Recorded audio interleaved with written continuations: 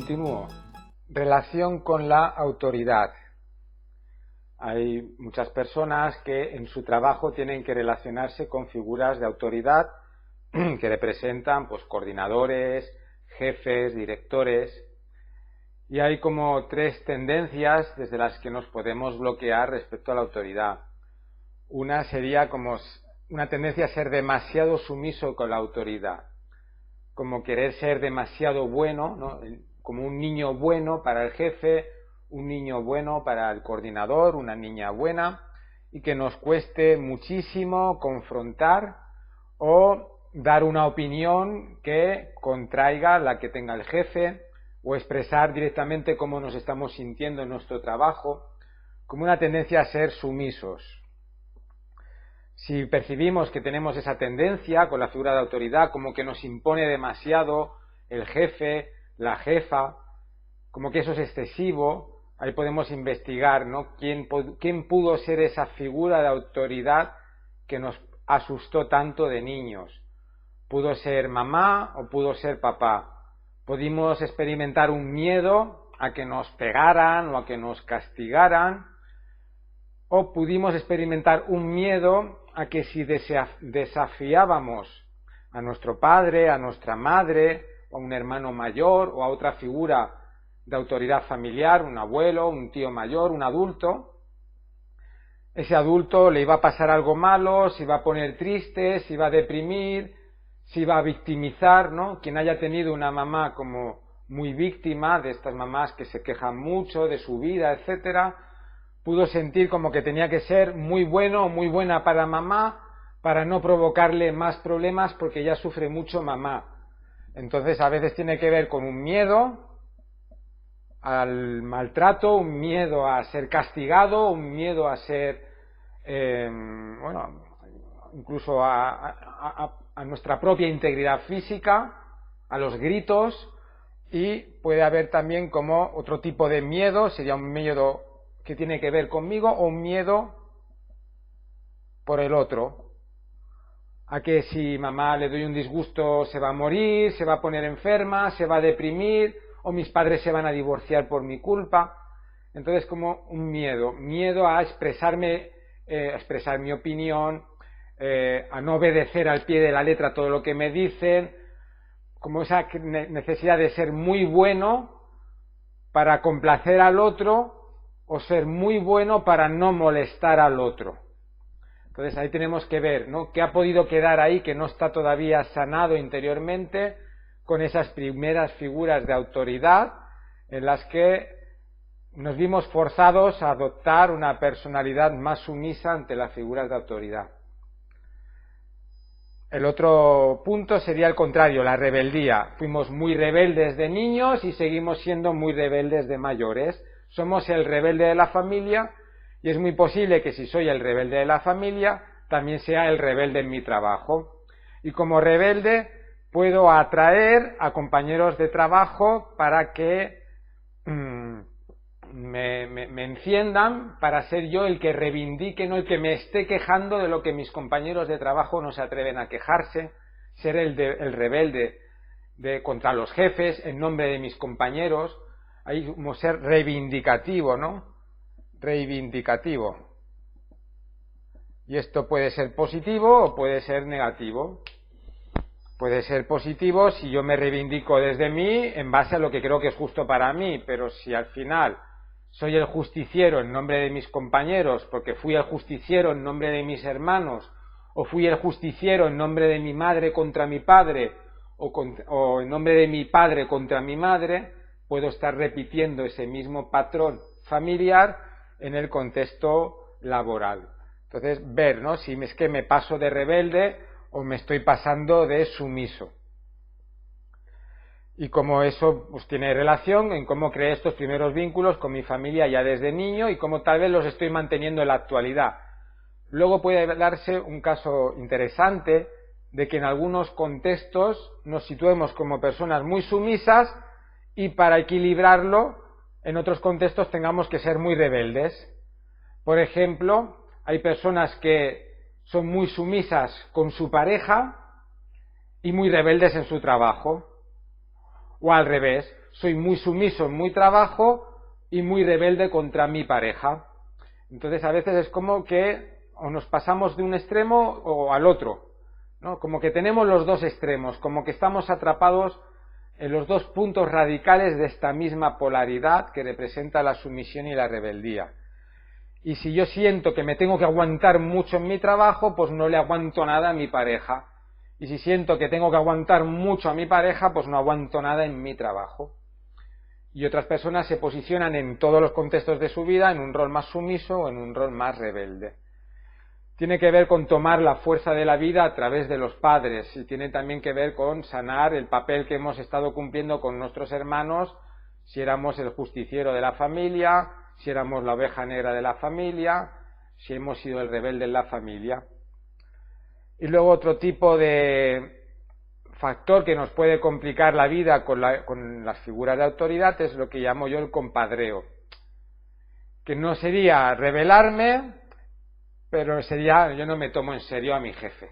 Mi jefe me dice que haga algo y yo lo hago de otra manera, pero no para rebelarme, sino porque como que no me creo la autoridad, no es que me rebele contra la autoridad, sencillamente es como que yo hago lo que me da la gana. Sería una persona como más, no es como que mi jefe es un igual a mí.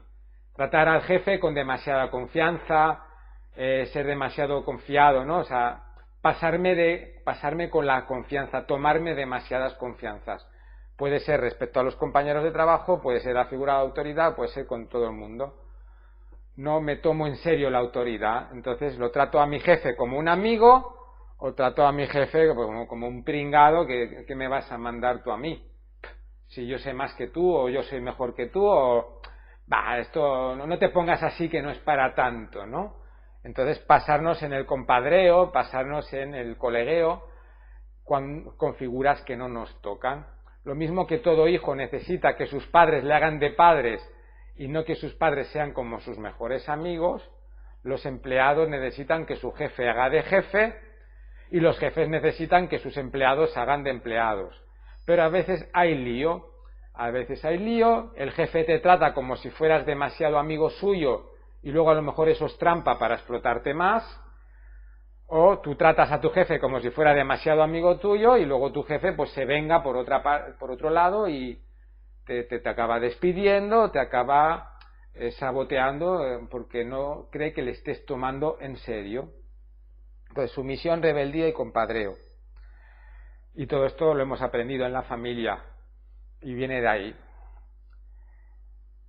También puede haber tema de duelos. Si yo no he procesado duelos, si yo estoy rebelde ante la vida porque se murió un familiar mío que considero que no se tendría que haber muerto porque era muy joven o así, hay quien está viviendo sus duelos muy enfocados en la rebeldía, puede luego proyectar esa rebeldía contra, ¿no?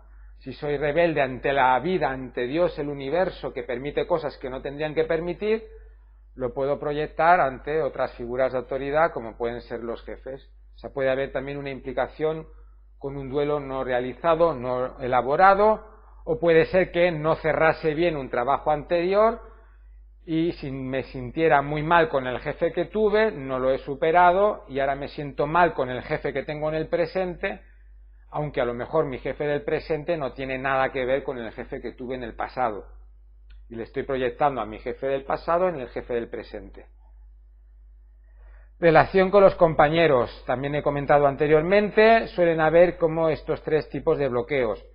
Mis compañeros me envidian, entonces me tratan mal porque me envidian, mis compañeros me hacen el vacío, no me consideran uno más, como si no perteneciera yo, como si fuera invisible, o mis compañeros me traicionan y me engañan. La herida de traición tiene mucho que ver con las mentiras, con los engaños, con las estafas. Entonces a lo mejor un compañero mío dice que va a hacer un trabajo y que me está ayudando y luego no lo hace y yo me he confiado en que me iba a ayudar y eso hace que luego yo tenga una bronca con el jefe de que me acuse a mí de no hacer mi trabajo, que es verdad, pero es que mi compañero me dijo que me iba a ayudar y dice ahora que no, que nunca me dijo eso. O sea, tener compañeros mentirosos o nosotros también podemos ser, como humanos que somos, envidiosos con nuestros compañeros, sentir que le tenemos que provocar un vacío a un compañero o traicionar y mentir, como el ser humano que somos. Entonces se necesita mucha humildad para reconocer que tengo un problema con la envidia, que tengo un problema a invisibilizar a los demás por mis enfados, o porque no los considero importantes, o porque soy muy narcisista y mi tendencia es ir a lo mío y me falta empatía para conectar con las necesidades de los demás, o mi tendencia es a que cuando hay un problema me escapo con las mentiras o soy traidor, soy traicionero. Reconocerlo. Y puede que en esto descubramos que nos defendemos así porque así nos sentimos en nuestra familia. Fuimos envidiosos con nuestros hermanos y ahora somos envidiosos con nuestros compañeros de trabajo. Le hicimos el vacío a nuestros hermanos y ahora le hacemos el vacío a compañeros de trabajo. ¿No? También podernos atrever a sincerarnos en lo que nosotros podemos estar haciendo daño a otros, sin caer en la culposidad que no sirve para nada, sino en reconocer la responsabilidad para provocar un cambio real en nosotros. No ser tan envidiosos, comprender que hay compañeros de trabajo que a lo mejor saben menos que nosotros, son más nuevos en la empresa y nos pueden estar necesitando, ser generosos. Nos puede costar ser generosos cuando sentimos que nuestros hermanos no lo fueron con nosotros, o nos puede costar ser generosos si nuestros padres nunca nos enseñaron lo importante que es ser generoso con los demás, porque nunca sabes cuándo vas a necesitar a alguien, y si no eres generoso es muy probable que cuando tú necesites algo no te ayuden, o que te conviertas directamente en un explotador. Puede ser un compañero que explote a otro compañero, aunque no haya una autoridad formal ante ello. En las empresas está la autoridad formal y la autoridad informal. La autoridad formal tiene que ver con los cargos, ser jefe de departamento, director, tal, ¿no? Empleado. Y la autoridad informal tiene que ver con la experiencia que tengas en tu trabajo o con la capacidad de liderazgo que tengas en tu trabajo. Hay compañeros de trabajo que sin ser jefes, en su personalidad está ser líderes. Y eso puede ser positivo o puede ser negativo si al final las personas cuentan más con ese compañero líder que con su jefe, que es quien realmente debería de solucionarle sus problemas o darle las herramientas que necesita, proporcionárselas para hacer bien su trabajo. Como hayamos construido nuestros vínculos iniciales, las dinámicas que hayamos experimentado en nuestra familia de origen, nos determinarán en nuestras envidias, nuestros vacíos y nuestras traiciones o lo que suframos de los demás en estos aspectos o en estas áreas. También puede haber una lealtad familiar de que mi padre siempre sufrió las envidias de sus compañeros de trabajo y ahora yo lo repito, o mi madre siempre sufrió que le hacían el vacío en sus trabajos y ahora yo lo repito, o a mi padre le engañaban siempre y ahora es a mí a quien me engañan siempre, etcétera, etcétera, respecto a las lealtades. Bloqueo número 10 sería personas que tienen dificultades a la hora de ejercer un cargo de liderazgo o a la hora de delegar responsabilidades en otras personas. La primera dificultad sería como pasarse de autoritario, es como querer ser muy directivo, querer ser muy autoritario, como que las cosas se hacen bien si yo digo cómo se tienen que hacer, como sentir que siempre tengo la razón y que para que los trabajos salgan adelante se tienen que hacer a mi manera, en los tiempos que yo determino, ¿no? Como sentirse poseedor de la razón. Entonces hay personas que ante el miedo de sentir que se pueden estar equivocando, empachan la razón que tienen, sobrevaloran la verdad absoluta que creen poseer y entonces desde ahí se permiten ser muy autoritarios. Tal vez tuve que ser autoritario yo de pequeño, tal vez tuve que ser yo la autoridad ante mis padres porque ellos no sabían gestionar sus propias vidas y tuve que hacer yo de padre de mis padres diciéndoles lo que tenían que hacer, y ahora lo hago con todo el mundo. Y puede haber un empleado autoritario con su propio jefe, repitiendo un patrón de asumir responsabilidades que no me tocan o querer imponer que las cosas sean bajo mi criterio, porque si no va a ocurrir un desastre. Entonces muchas veces los jefes son muy autoritarios porque sienten que así van a prevenir un desastre, que no salga bien el trabajo, que el cliente quede descontento, como personas que desde ese sobreexceso de responsabilidad o porque le abruman las responsabilidades se defienden siendo excesivamente autoritarios. Y detrás lo que se esconde es puro miedo. Miedo a que si no soy autoritario no me van a hacer caso, miedo a que si no soy autoritario se van a hacer las cosas mal. Entonces puede haber un bloqueo con un exceso de autoritarismo. Soy un jefe demasiado autoritario o soy un empleado demasiado autoritario con mis compañeros o con mis propios jefes. Desconfianza. Si soy una persona desconfiada, pues me va a costar delegar mis trabajos porque creo que no lo van a hacer bien, y entonces ya lo hago yo. Entonces desconfío y no delego. Y si no delego, pues lo tengo que hacer todo yo, lo tengo que supervisar todo yo, todo tiene que pasar por mis manos. Eso hará que yo me sobrecargue de trabajo y eso hará que las personas se sientan heridas, no valoradas, no reconocidas, porque no estoy confiando en ellas. Entonces, si soy desconfiado, a lo mejor ya aprendí a ser desconfiado en mi familia, porque no me podía fiar de mis propios padres, no me podía fiar de mis propios hermanos, de que no hicieran algo mal y que luego eso me perjudicara a mí, o tal vez recibí mensajes de mi propio padre, me enseñó: nunca te fíes de nadie, nunca confíes en nadie. Tal vez esa desconfianza tenga que ver con los hombres o las mujeres. Mamá dijo: no te fíes de los hombres, o papá dijo: no te fíes de las mujeres. Entonces esa desconfianza puede ser con los hombres o con las mujeres, puede ser con las personas jóvenes o las personas junior: no te fíes de que te lo vaya a hacer mal porque es muy inexperto, no dar oportunidad a que el otro se equivoque para que pueda aprender, porque puede ocurrir una gran catástrofe. Entonces, personas desconfiadas les va a costar mucho delegar, les va a resultar prácticamente imposible, porque creen que va a pasar una catástrofe. Y tal vez en el pasado familiar hubo una catástrofe. Como papá no hizo bien algo, la familia terminó perdiendo la casa. Como papá no arregló bien unos papeles, pues al final la familia se arruinó o perdió la casa, o papá le despidieron y luego lo pasamos mal toda la familia. Entonces me tengo que asegurar que todo se hace bien, siendo muy autoritario o no delegando y directamente haciéndolo yo todo. Ahí tenemos que explorar posibles tragedias familiares que generaron trauma y que ese trauma todavía está repercutiendo en el presente, en uno mismo. Tibieza en la comunicación.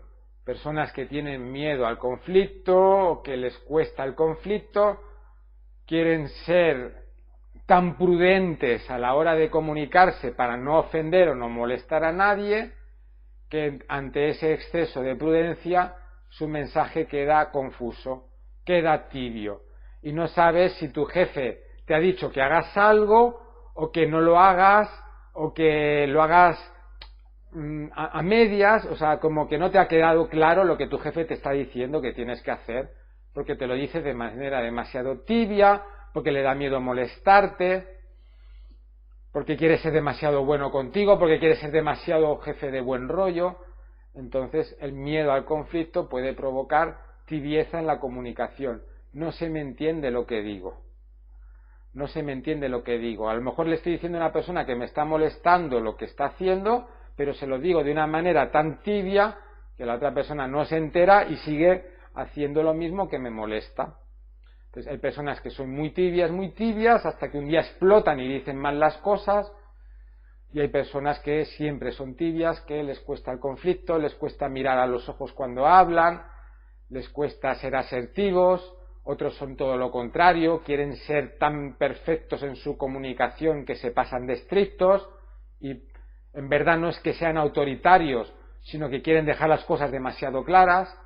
y se puede confundir con un autoritarismo.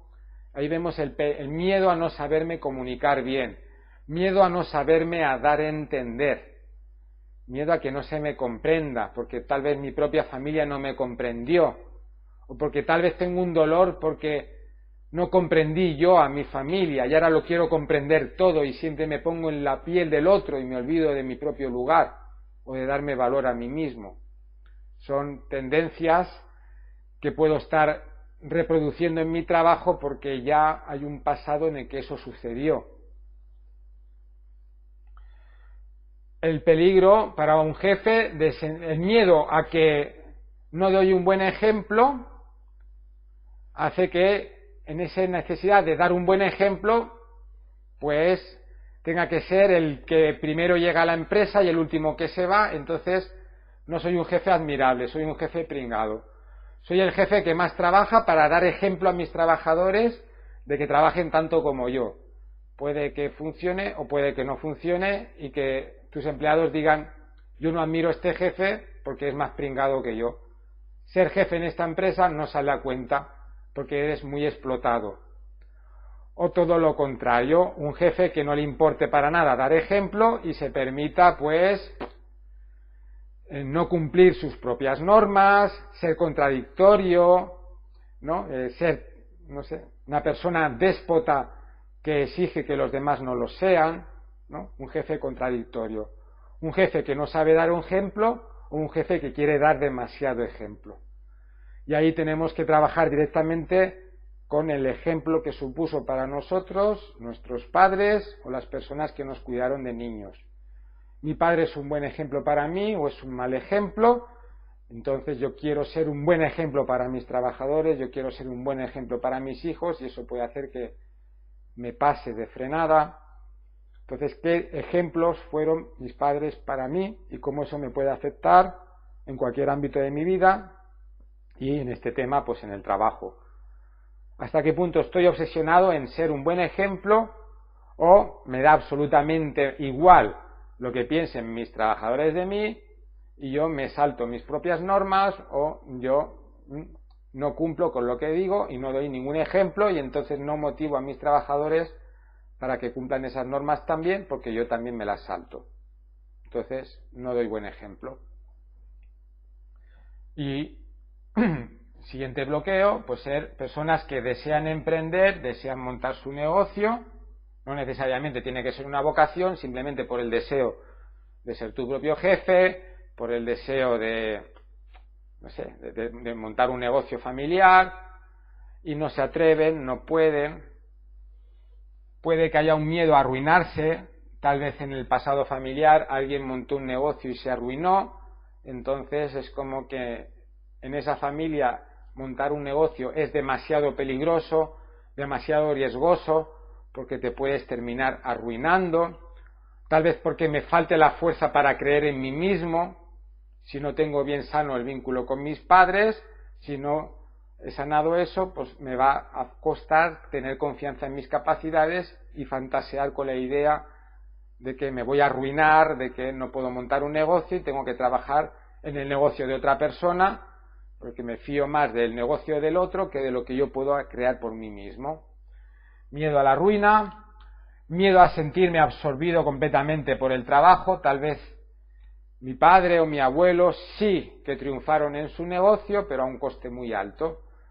Entonces fueron padres ausentes, fueron maridos ausentes, fueron esposas ausentes, fueron madres ausentes, y yo no quiero ser ausente para mis hijos o para mi pareja, y tengo una asociación de que tener tu propio negocio significa desatender a la familia, y eso me da miedo provocar ese sufrimiento en mis seres queridos, porque eso es lo que yo experimenté o porque eso es lo que se ha experimentado en la familia cuando mis antecesores emprendieron y quedaron absorbidos en su negocio por su ambición personal, por su miedo a arruinarse, o porque utilizaron el negocio para huir de la familia y volverse adictos al trabajo.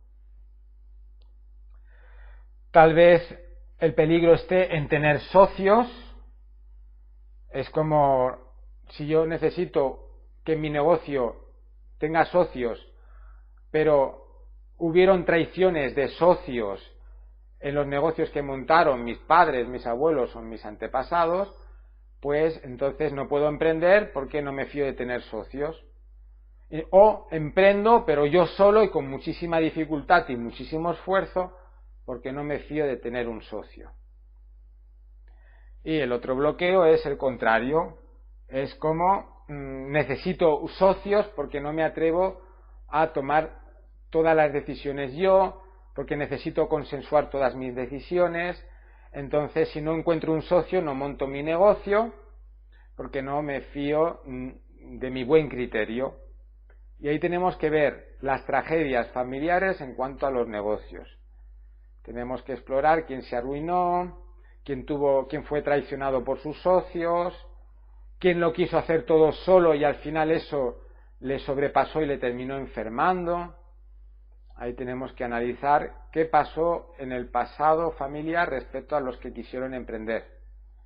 Y también si tenemos la fuerza o no tenemos la fuerza de la vida a través de los padres, en base a cómo hayamos sanado nuestro vínculo con ellos. El tema de los socios puede estar también conectado con los hermanos. Los socios representarían a nivel simbólico hermanos. Si yo tengo una mala relación con mis hermanos, no puedo fiarme de tener una buena relación con mis socios. Entonces solamente me fío de personas que estén a mi cargo o personas que sean de mi autoridad, pero no de socios o de compañeros de trabajo. Muy conectado con el tema de los hermanos. También puede ser que cargue duelos y que eso me quite fuerzas para emprender, o que mis duelos me vuelvan obsesivo en mi negocio y desatienda todo lo demás, ¿no? Todos los aspectos que he ido comentando anteriormente. Y como último bloqueo a comentar, hay muchos más bloqueos, pero yo creo que con estos 11 bloqueos los más típicos los he tocado. Seguramente alguno pues puede ser interesante tocarlo en otro vídeo o explicar algo sobre eso. Es el miedo a trabajar en equipo. Tiene que ver con lo de los socios también, ¿no? Miedo a trabajar en equipo porque no encajo. Hay personas que sienten que tienen que trabajar solas en un departamento, pero ellos solos. O en un trabajo en el que no se tenga que coordinar con otros departamentos. Miedo a trabajar en equipo. Porque no voy a encajar.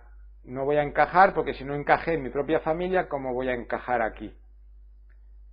¿Cómo voy a encajar en esta empresa? ¿Cómo voy a encajar en esta familia que estoy creando? ¿Cómo voy a encajar en cualquier parte? Miedo a que no encajo. Miedo a que no voy a encajar para otros. O miedo a que los otros no van a encajar para mí. Miedo a no encajar. A veces detrás de esto lo que hay es como una lealtad a un excluido. Alguien en la familia quedó excluido porque no encajaba, porque era una persona muy violenta, porque cambió de religión, por su orientación sexual, porque fue un hijo ilegítimo de papá con un amante. Y si tenemos lealtad a un excluido, pues sentimos esa sensación de que nos excluyen, o tenemos esta necesidad de excluir a otros, dependiendo de a quién estemos siendo leales. Podemos ser leales al excluido, o podemos ser leales y repetir el patrón del excluidor. Entonces, o no encajamos o nadie nos encaja. O puede ser que mi miedo a no encajar lo disfrace con una especie de pensamiento de que son los otros los que no encajan. Y el otro factor que ya he ido comentando muchas veces es el tema de miedo a los conflictos. Si trabajo en equipo va a haber conflicto.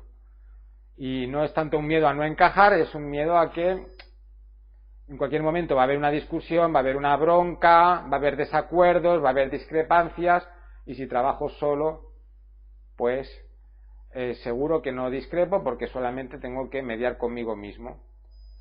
Y a veces no es así, porque a veces somos más conflictivos con nosotros mismos que con otras personas. También tenemos nuestros conflictos interiores. Y ahí tenemos que analizar, ¿no? Cuando vivíamos con nuestra familia, cuando nos educaron en nuestra infancia, ¿qué pasaba cuando protestábamos? ¿Qué pasaba cuando nos quejábamos? Nos negaron la posibilidad de decir que no, nos negaron la posibilidad de oponernos a algo que no estábamos de acuerdo, me pegaban, me maltrataban, me humillaban, Entonces, muchas veces hay personas que no soportan el trabajo en equipo y otras personas les da miedo trabajar solas porque se pueden equivocar y necesitan trabajar en equipo para estar consensuando todas sus decisiones, porque no me fío de mi criterio. Puede ser que mamá nunca decía que acertabas en nada y solamente recalcaba tus equivocaciones. Entonces eres una persona con mucho miedo a tomar decisiones porque te podrías equivocar. Entonces hay un tema de que necesito consensuar mis decisiones. O puede ser que la familia sufriera mucho por una mala decisión que tomó de forma unilateral papá o mamá o un antepasado y eso fastidió mucho a la familia. Entonces es peligroso que tome decisiones unilaterales. Todo lo tengo que consensuar. Soy dependiente del equipo. Soy dependiente de que las personas de mi alrededor validen o no validen mis decisiones para creer yo en ellas. Ahí cada uno, ¿no?, patina o cojea o resbala de un extremo o del otro. Y ahí tenemos que encontrar nuestro equilibrio. Nuestro equilibrio a través de conocernos a nosotros mismos, a través de darnos cuenta de lo que hemos ido repitiendo a lo largo de nuestra vida en nuestros diferentes trabajos. Y a través de sanar nuestros vínculos iniciales respecto a nuestra familia de origen y nuestras lealtades con antepasados.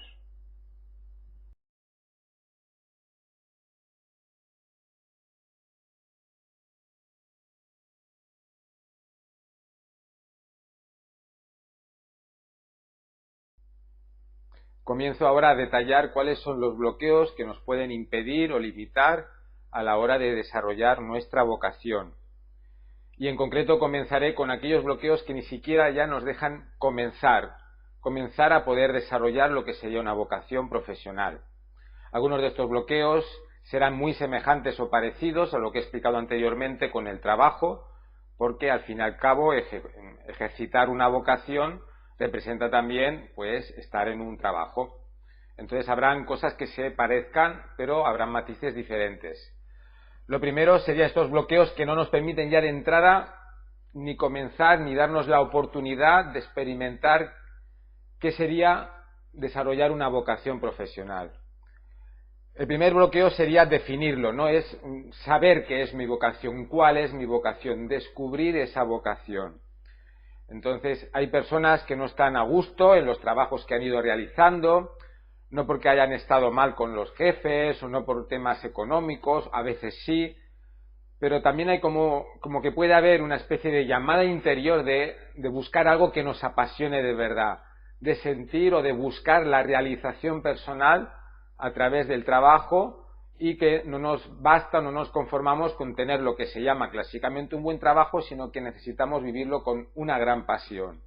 Entonces, es como que tenemos que buscar algo que nos fascine, algo que nos apasione y lo primero que nos podemos encontrar es que no sepamos el qué, como una sensación de que nada me gusta o que me pueden gustar algunas cosas, pero nada me llama realmente la atención o nada me apasiona tanto como para decir esta es mi vocación. Una persona puede tener hobbies o cosas que le gusten o que le entretenga hacer, pero no sentir que alguna de estas hobbies o alguna de estas facetas que desarrolla en su vida represente realmente su pasión o su vocación. Una sensación de nada me gustan o nada me gusta lo suficiente como para considerar como que esto me apasiona, que con esto me encantaría ganarme la vida y aportar al mundo, a la tribu, a la sociedad, mi labor y mi dedicación. Entonces esto genera como un sufrimiento, ¿no? O sea, por un lado no estoy a gusto con los trabajos que me van saliendo, pero por otro lado tampoco sé exactamente de qué podría trabajar que me apasionara. Como una especie de confusión que la persona se puede marear ahí como buscando cosas o directamente vivirlo con una gran resignación como si nunca lo fuera a encontrar. Y el otro extremo sería lo contrario, es que me gustan tantas cosas, me apasionan tantas cosas que no podría definirme por una en concreto, porque si me defino por una en concreto ya no me voy a poder dedicar a las otras. Me he encontrado casos de personas que dicen, mira, a mí me encantan los animales y he pensado que podría ser veterinario y dedicarme a sanar y curar a los animales. Pero es que también me encanta viajar, entonces también he pensado pues dedicarme a algo que tenga que ver con el turismo y con los viajes, o hacer documentales de países exóticos, pero es que también me encanta escribir, y he pensado que podría escribir novelas y dedicarme a la literatura, y también me encanta la historia, y también me encanta, ¿no? Es como una especie de, ¿no? de empacharse uno mismo, de avasallarse de deseos, de pasiones, y que si hago una cosa, pues entonces ya no podré hacer las otras. Entonces sería también, ¿no? Como que estos dos aspectos generan una enorme confusión. O nada es lo suficientemente interesante como para que yo lo denomine mi vocación, o hay muchas cosas que podrían ser mi vocación y no sabría decidirme por una en concreto. Así, a nivel superficial, pues parece que haya una persona pues, que está confundida, que está liada, que quiere o que no quiere hacer, o que simplemente se está mareando a sí misma, o puede estar mareando a los de su entorno. En lo profundo, desde las constelaciones familiares, podemos encontrar que esta persona se está protegiendo o defendiendo de algo. Y es como si hubiese un peligro en desarrollar la vocación profesional. Algo malo puede pasar si encuentro lo que me apasiona o si me decido por algo y me determino, me defino en que esa es mi vocación y quiero ir a por ello. Entonces estos son, digamos, como confusiones que esconden tras de sí miedos. Estos miedos a veces pueden ser conscientes o semiconscientes, y a veces pueden ser completamente inconscientes. Que a lo mejor la persona dice, no, si a mí no me da miedo arruinarme, o no me da miedo el fracaso, o no me da miedo provocar envidias, o no me da miedo tal, no. Y a lo mejor inconscientemente sí que le da miedo eso, o como si de alguna manera hubiese una especie de temor de que si encuentro mi vocación y me dedico a ello, se va a repetir un dolor, un sufrimiento que han experimentado o que experimenté yo de niño, o que lo experimentaron personas de la familia. Por ejemplo, si mi padre se dedicaba a su vocación y su corazón estaba en su trabajo, yo pude sentir que mi padre disfrutaba más de su trabajo que de pasar tiempo conmigo, o que el hecho de tener hijos y una familia fuera un inconveniente para él. Entonces, como que no podía hacer todos sus sueños, o que directamente le molestábamos para cumplir sus sueños.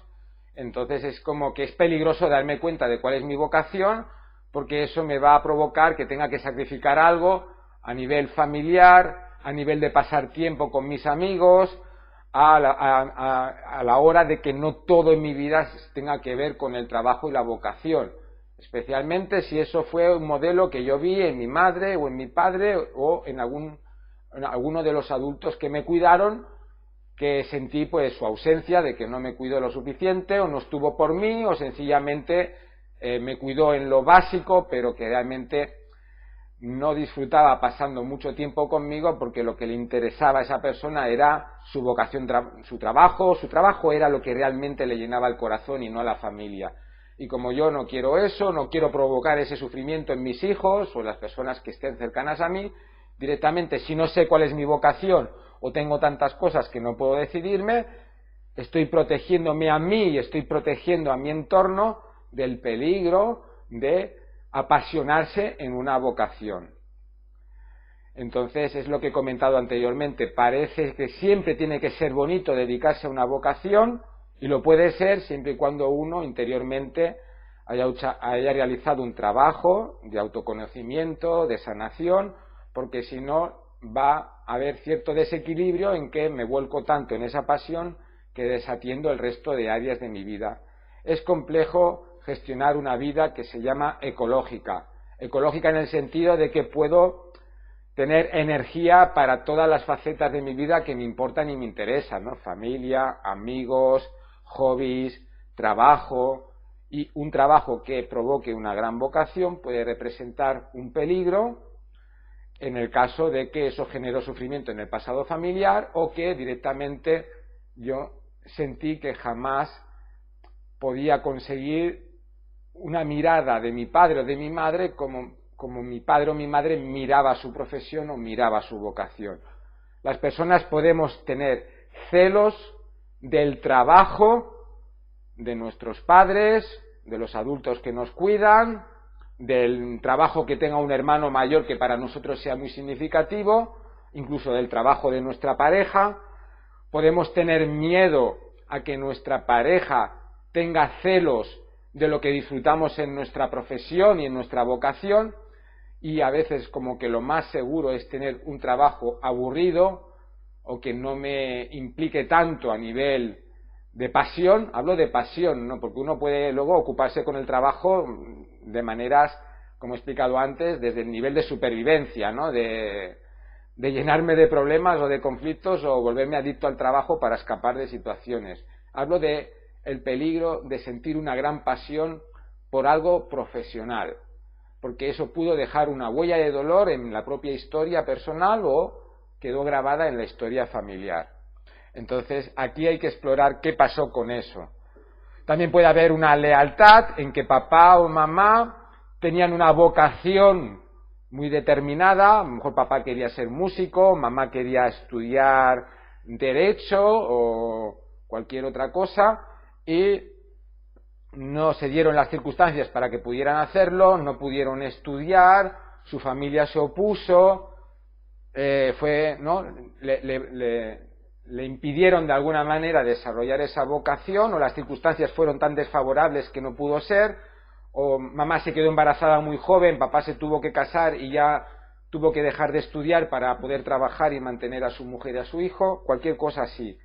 Entonces puedo tener una lealtad familiar de que aunque yo lo tenga todo a mi favor para poder encontrar lo que deseo hacer, dedicarme a ello, estudiarlo y lanzarme al mundo profesional desde mi vocación, que inconscientemente me lo boicoteé, me lo saboteé por lealtad a esa madre o a ese padre que también tuvo una vocación, pero que a ellos no le permitieron desarrollarla. Yo puedo tenerlo todo a favor para desarrollarla y esa lealtad me genere un bloqueo interno en que me confunda de que ya no encuentro nada que me apasiona o que me apasionan tantas cosas y terminar repitiendo ese destino de vivir frustrado profesionalmente por sentir que no estoy desarrollando eso que debería de poder encontrar que me haga sentirme realizado profesionalmente y en mi relación con la sociedad y la tribu. También pueden influirnos los duelos, si tenemos duelos que no hemos sanado, que no hemos cerrado, pues eso queráis o no queráis, genera como cierto disgusto con la vida y es como que no nos queremos comprometer mucho con nada. Prefiero tener trabajos sencillos, limitados o que no me supongan una gran implicación pasional porque sencillamente es que no me apasiona ni vivir. Estoy viviendo por vivir o estoy viviendo con un gran dolor interno, entonces la vida no me apasiona. Si la vida no me apasiona, ¿cómo voy a buscar una vocación que me apasione si ya tengo tengo ya, digamos, una decepción, un desánimo con la propia vida o con el propio hecho de existir? Los duelos pueden influirnos también. El segundo bloqueo que quiero comentar sería directamente el miedo al fracaso, como si hubiese un temor de que si me dedico a mi vocación me voy a arruinar, ¿no? A lo mejor una persona tiene un trabajo que es muy seguro, muy estable, pero no le gusta y desearía dedicarse a otra cosa, pero claro, ahora tengo que dejar este trabajo estable con el que gano bastante dinero y lo otro vete a saber si puedo conseguir el mismo dinero, si me voy a arruinar. Entonces es como, ¿no? Me quedo más vale malo conocido que bueno por conocer. Miedo a arruinarse, miedo a que no me funcione, miedo a que me genere pues eso, una carencia económica grave. Entonces ahí tenemos que investigar también si en el pasado familiar alguien se arruinó realizando su vocación y como que queremos reparar eso, no atreviéndonos a ejercer la vocación. Insisto, aunque parezca que siempre es muy bonito y muy dulce encontrar la vocación y desarrollarla, si hay historias familiares en las que no ha sido así, pues puede representar un peligro la vocación. Entonces, lo mismo puede pasar con el dinero, aunque parezca que siempre sea bonito y maravilloso tener mucho dinero o ganar mucho dinero, si en la familia han habido historias complicadas con el dinero, porque han habido traiciones, porque han habido robos, estafas. Si no tengo dinero, nadie me va a traicionar por dinero, nadie me va a envidiar por dinero, nadie me va a robar, nadie me va a estafar, nadie me va a secuestrar, porque no valgo nada, no vale nada secuestrarme, no vale nada matarme, no produzco ninguna ganancia muriendo, o no produzco ninguna ganancia siendo secuestrado o siendo estafado o robado. Tengo poco que me puedan quitar, por lo tanto estoy más a salvo. La historia familiar y nuestra historia personal marcan los patrones, las dinámicas, los deseos, los miedos y las creencias que construyen nuestro momento presente y nuestra proyección hacia el futuro. Estamos prisioneros de nuestro pasado y del pasado familiar, a no ser que hagamos un trabajo interior con ello para poderlo sanar, concienciar y liberarnos de lo que nos toque liberarnos. Miedo al fracaso porque me puedo arruinar, y luego hay otro miedo muy típico que es no ser lo suficientemente bueno, el síndrome del impostor. Entonces hay personas que se pasan la vida estudiando, formándose, terminan sus estudios, entonces quieren ampliar información y se apuntan a un máster, otro máster, un doctorado, tal cual, están llenos de diplomas, de titulaciones, se han leído todos los libros, todo lo que está escrito sobre ese tema que se supone que les apasiona tanto, pero nunca llega el momento de emprender o de entrar en ello. O ni siquiera se me ocurre la posibilidad de poderlo estudiar y formarme, porque estoy casi seguro de que no voy a ser bueno en eso. Entonces no voy a ser lo suficientemente bueno.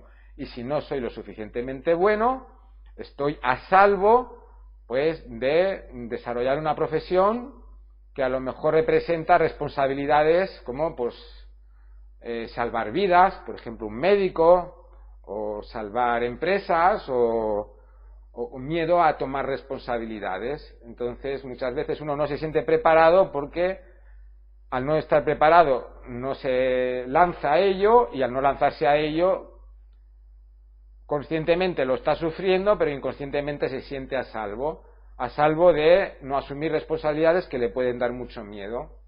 Una persona puede pensar qué bonito sería ser terapeuta y acompañar a personas en su proceso, pero ¿y si le pasa algo a un paciente mío?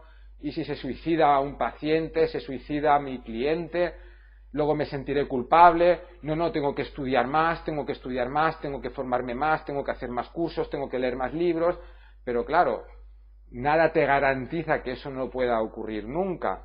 O que, ¿no? Entonces es como al final, aquí hay un temor a que me voy a ver en una responsabilidad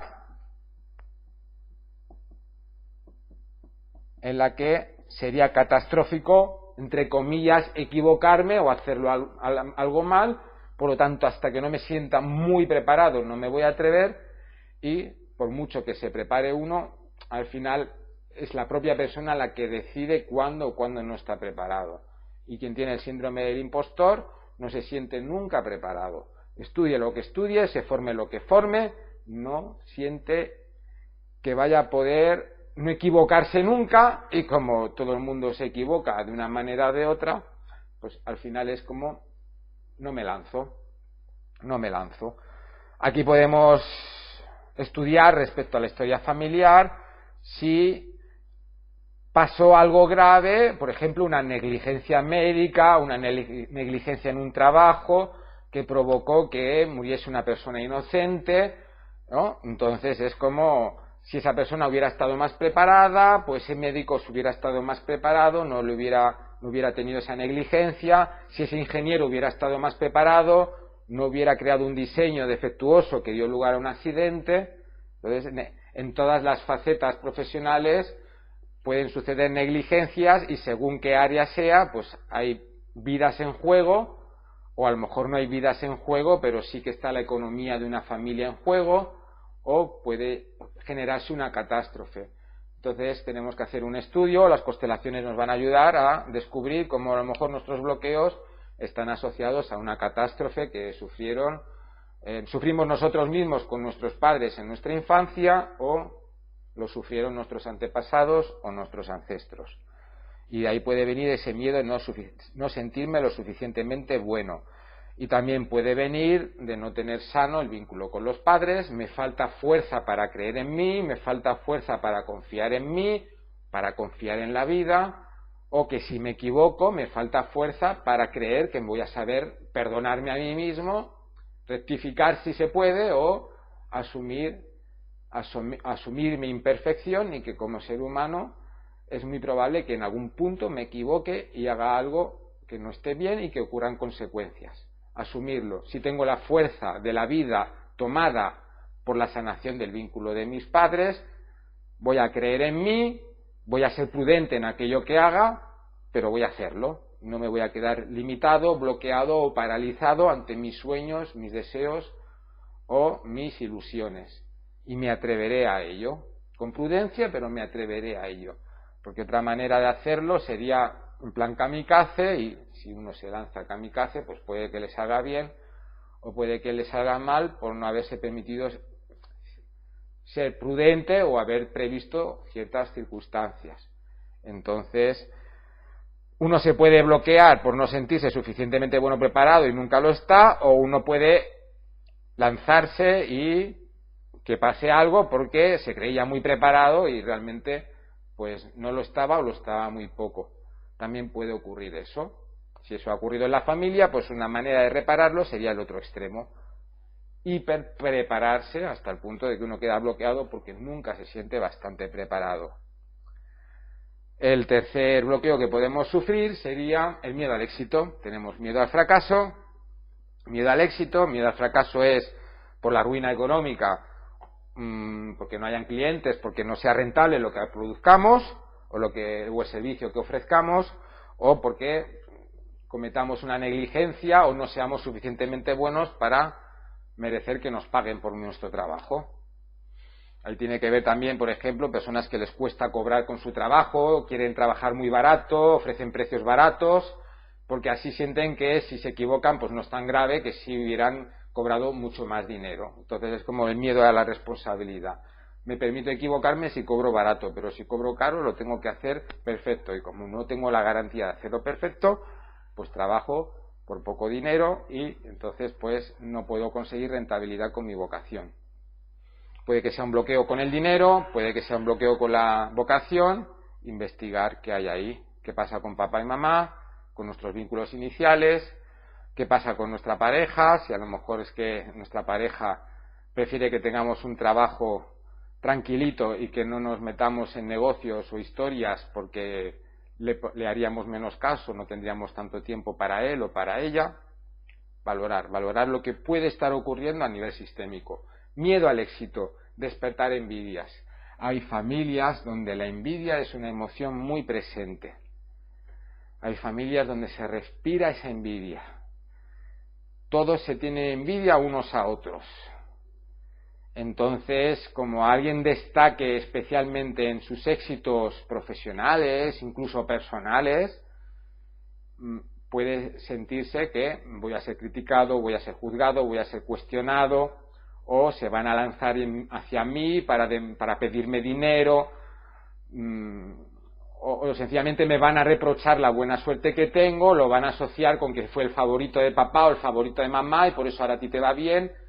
Entonces eres la oveja demasiado blanca de la familia, ¿no? En una familia de ovejas negras, la que es demasiado blanca, la que es demasiado exitosa, la que le va demasiado bien, es la oveja excluida.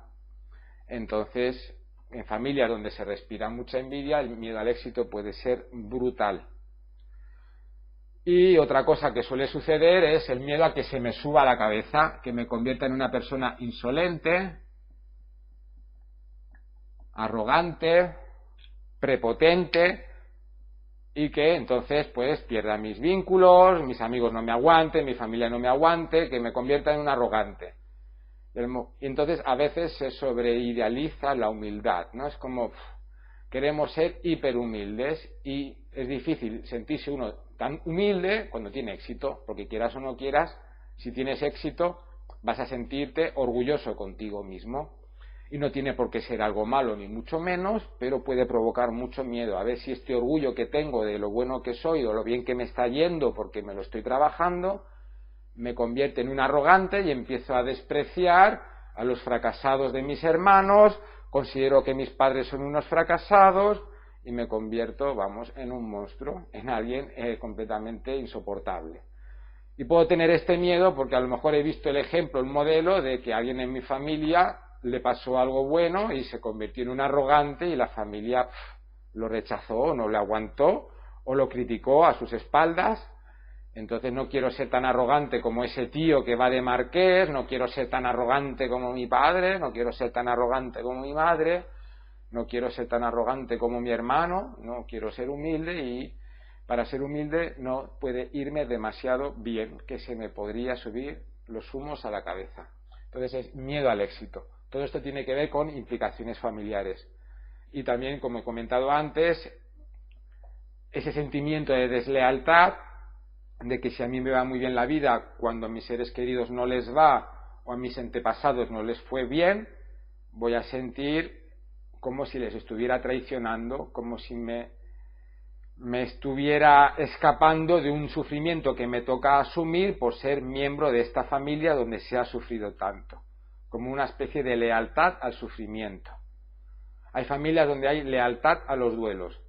Hubo una muerte trágica, alguien murió joven o de forma repentina o traumática y la familia están conectados unos con otros por la tristeza de ese duelo imposible.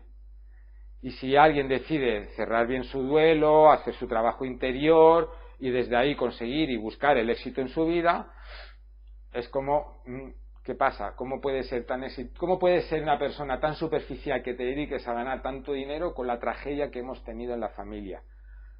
Hay familias donde te lo pueden llegar a reprochar directamente, como que tu éxito es malo para ellos o que es una deslealtad hacia ellos, y a veces la familia no reprocha nada, al contrario, están deseando que haya alguien o alguno de ellos que sea exitoso y se permita ser feliz. Pero el miedo a ser demasiado feliz cuando los míos han sufrido o están sufriendo, o esos pactos de silencio de que siempre vamos a estar unidos por este duelo inasumible, por el sufrimiento de la carencia, o por el motivo que sea, estos pactos silenciosos familiares pueden provocar un enorme temor al éxito, y el temor al éxito sí que se mueve casi siempre a nivel muy inconsciente.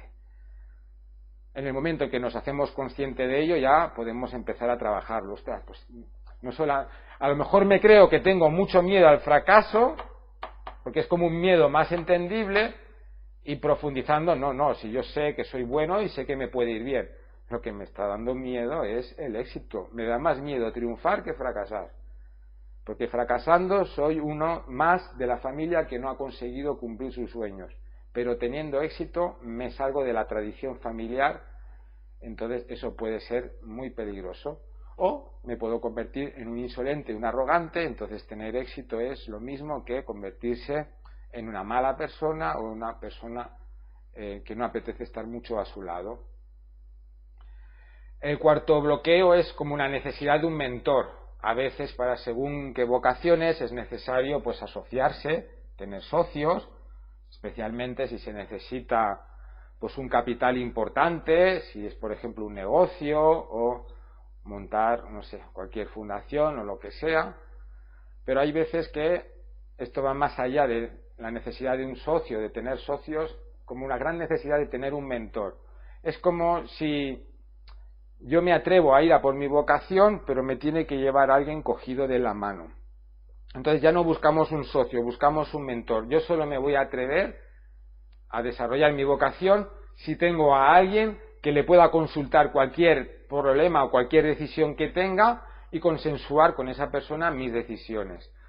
Porque me da mucho miedo equivocarme, me da mucho miedo a que no lo voy a hacer bien, entonces es como estar esperando a que venga ese mentor que me diga cómo tengo que escribir mi libro para poderlo publicar y tener éxito, o estoy esperando un mentor que me diga cómo lo tengo que hacer para vender mi arte y que sea un arte rentable, si soy artista, buscando una especie de manager, de mentor, de figura que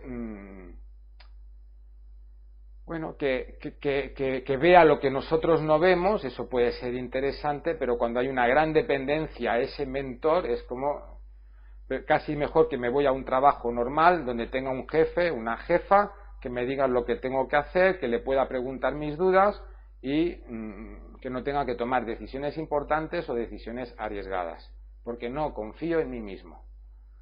Ahí tiene que ver, como he ido comentando, con que me falta la fuerza de la vida que viene a través de los padres, tiene que ver con tragedias familiares. Entonces, analicemos si esa necesidad de un mentor es excesiva. Una cosa es que quieras pedir consejo a alguien que sea experto en algo y otra cosa es que necesites a ese experto para cualquier cosa. Hay una dependencia ante una inseguridad profunda con uno mismo. Otras veces no podemos desarrollar la vocación precisamente porque se necesitarían más personas. Nuestro proyecto no es un proyecto sencillo, es un proyecto complejo que tiene departamentos diferentes, que tiene áreas diferentes y sería necesario buscar socios o buscar colaboradores o trabajar en equipo. Y si es una persona que se siente como forzado, obligado a hacerlo todo solo porque es muy desconfiado, o tiene miedo de que le engañen, de que le traicionen y su proyecto, su vocación es complejo de desarrollar porque tiene diferentes elementos, pues entonces no puede ni siquiera iniciar ese proyecto. A lo mejor yo tengo en mi mente, mi ilusión, mi gran ilusión es montar un restaurante. Pero, claro, voy a necesitar un cocinero experto, voy a necesitar camareros, voy a necesitar un socio a lo mejor para que me ayude a invertir en los inicios del negocio y no me fío de nadie. Me gustaría poder hacerlo yo todo solo, ser yo el cocinero, el camarero, el inversor, todo. Y claro, es imposible en según qué proyectos iniciarlos en soledad cuando son proyectos complejos. Si quieres crear algo que sea complejo, pues vas a necesitar un equipo de socios o un equipo de colaboradores, y quien tenga esa necesidad de hacerlo todo solo, pues no va a poder y va a quedar frustrado en esa vocación, no va a poder desarrollarla. Probablemente ya ni siquiera se permita soñar con poder crear ese proyecto porque ya está en él, en su naturaleza, que haga lo que haga, lo tengo que hacer solo. No puedo contar con nadie. Otra cosa que suele ocurrir, que nos impide iniciar proyectos, es necesito mucho dinero de entrada. Necesito mucho dinero de entrada y me da mucho miedo endeudarme, o me da mucho miedo asociarme con otras personas, ¿no? Entonces, claro, es que mi proyecto es muy bonito, pero necesito mucho dinero. Por ejemplo, una persona que su sueño sea ser piloto de avión y necesita mucho dinero para formarse y luego va a necesitar a lo mejor un avión, no lo sé, y entonces es como decir, imposible, necesitaría que me tocase la lotería, entonces ya no lo puedo hacer. Y por mucho que trabaje y ahorre, es tan inasumible esa cantidad de dinero que necesito para empezar que es imposible. A veces es así y otras veces no es tan así, y pidiendo un préstamo o haciendo según qué movimientos, pues podríamos conseguirlo, pero nos da mucho miedo arruinarnos, nos da mucho miedo el fracaso, nos da mucho miedo provocar carencias económicas en nuestra familia si ya estamos casados y tenemos hijos, o si tenemos hijos que dependen de nosotros, o dependen de nosotros económicamente pues nuestros padres o nuestros hermanos, otros familiares. Queda como un deseo imposible. Hay un tipo de deseos que prácticamente todos los seres humanos cargamos este tipo de deseo en una faceta o en otra, que es el deseo imposible. Es el deseo que es imposible de conseguir e imposible de dejar de desear. Así que este deseo tiene dos cualidades. Es un deseo que es imposible conseguirlo, no está a mi alcance, pero también me es imposible dejar de desearlo porque me encantaría que pudiera ser. Entonces, desde este deseo estoy condenado a vivir frustrado toda mi vida. Entonces es como si necesitamos un área de nuestra vida en la que siempre estemos frustrados, porque desde ahí eso va a provocar algo, o representa una lealtad familiar, porque en mi familia todos han tenido deseos imposibles. A lo mejor deseaba casarme con una persona que no me correspondió y todavía estoy soñando con que algún día esa persona vendrá a mí y dirá que está enamorado o enamorada de mí. Mi deseo imposible puede ser curarme de una enfermedad que es incurable. Mi deseo imposible puede ser, yo qué sé, comprarme una casa en Hollywood. Mi deseo imposible puede ser sentirme querido por mi propia madre, si tengo una madre especialmente tóxica, o sentirme querido por mi padre, o sentirme aceptado por mi familia. Entonces, como en la familia casi todo el mundo, por no decir todos, tenemos de este tipo de deseos imposibles, puede que haya una persona que su deseo imposible lo haya enfocado en su vocación. Es una persona que puede tener la pareja que quiera tener, que puede ganar dinero, que está sano, pero siempre tendrá la espina clavada de que no puede desarrollar su vocación profesional. Y desde ahí se mantiene leal a toda la familia, porque cada uno de la familia tiene su deseo imposible. El deseo imposible de conseguir y a la vez imposible de desear. Entonces, desde ahí estamos conectados con los nuestros a través de un sufrimiento, a través de un malestar, a través de ese pacto secreto de que o somos todos felices o no lo somos ninguno. Cada uno enfoca su deseo imposible en algún área de su vida. Lo puedo todo o casi todo menos esto. Y con esto me garantizo vivir frustrado. Y así formo parte de esta familia en la que la tradición es que todos tenemos que cargar algún tipo de frustración. De ahí que sea tan común que los seres humanos tengamos nuestro deseo, uno o dos deseos, que es el deseo imposible.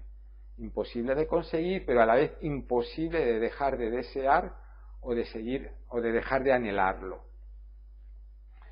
Continúo, ¿no? Aquí tenemos lo del deseo imposible, que es un concepto muy importante para entender que puede imposibilitar desarrollar la vocación.